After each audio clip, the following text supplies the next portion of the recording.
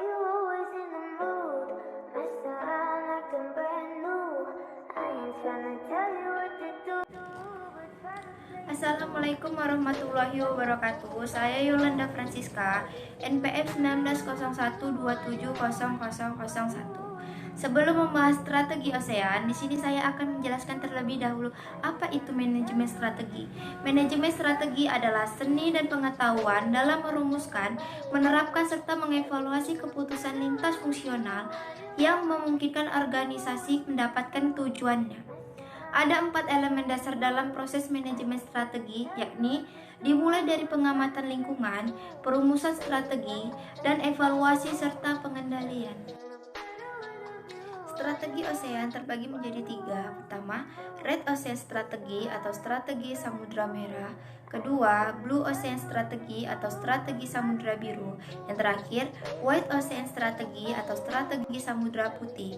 Ketiga strategi ini akan dijelaskan oleh teman-teman saya. Nama saya Rahma Yuhartini, NPM 1901270013. Di sini saya sebagai pembaca materi dan di sini saya akan menjelaskan apa itu Red Ocean Strategi atau strategi Samudra Merah.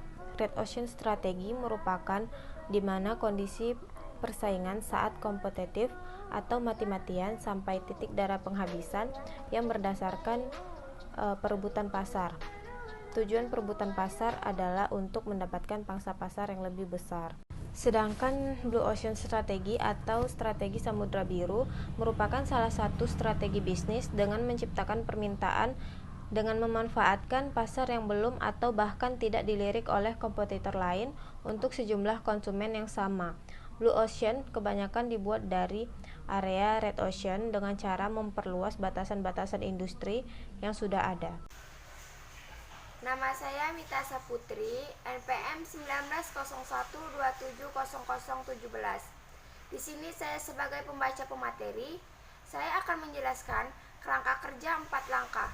Untuk mewujudkan Samudra Biru melalui inovasi, nilai diperlukan kerangka kerja analisis yang disebut kerangka kerja 4 langkah. Kerangka kerja 4 langkah tersebut adalah yang pertama itu ada hapuskan.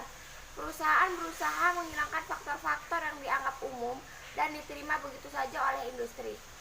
Yang kedua itu ada kurangi. Di dalam kurangi ini perusahaan mengurangi investasi pada faktor yang tidak memberikan peningkatan pada perusahaan. Yang ketiga itu ada tingkatan. Langkah ini berkebaikan dengan reduce. Perusahaan meringankan investasi pada faktor persaingan. Yang keempat itu ada ciptakan. Perusahaan menciptakan faktor yang sebelumnya belum pernah ditawarkan oleh industri. Assalamualaikum warahmatullahi wabarakatuh. Perkenalkan, nama saya Titi Nur Hajijah. Saya dari kelas Perbankan Syariah A1 Pagi semester 4. Di sini saya akan menjelaskan tentang kanvas strategi. Kanvas strategi adalah kerangka aksi sekaligus diagnosa untuk membangun strategi Samudra Biru yang baik dalam kanvas strategi.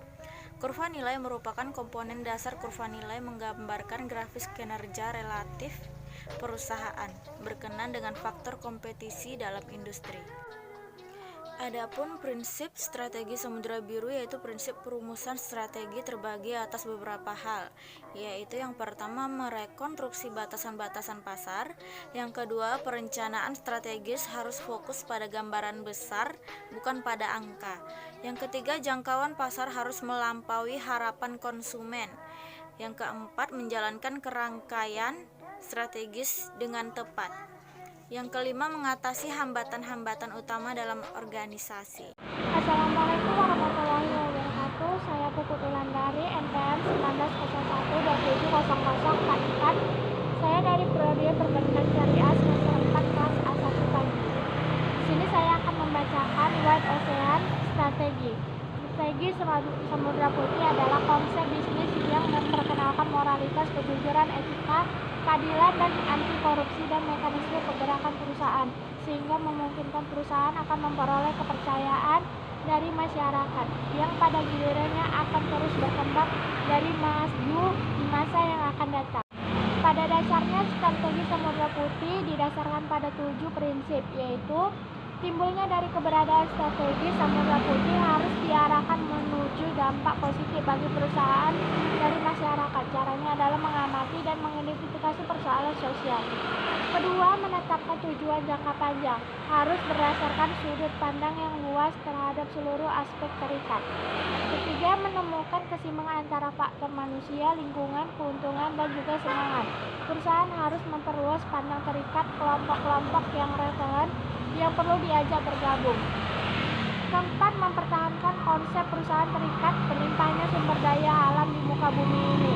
Sesungguhnya dunia ini sungguh berlimpah sumber daya alam kalau kita berpegang pada pandangan bahwa seluruh sumber daya alam tersebut beserta pengetahuan menjadi milik semua orang. Kelima, didirilah perusahaan di atas etika, kebenaran, kejujuran, serta ketulusan daripada menciptakan kebutuhan yang direkayasa serta menciptakan citra palsu melalui strategi pemasaran yang tidak etis.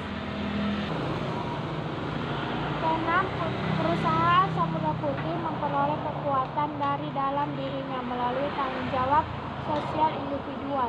Assalamualaikum warahmatullahi wabarakatuh. Nama saya Husaini Akbar. Saya MPM 1901270038. Baiklah, saya akan menjelaskan usaha pada era pandemi COVID-19 yang menggunakan strategi Ocean. Perusahaan yang berhasil menerapkan strategi Blue Ocean adalah BCA. Ketika belum ada yang berpikir soal tabungan berhadiah, BCA meluncurkan tahapan dengan undian berhadiahnya.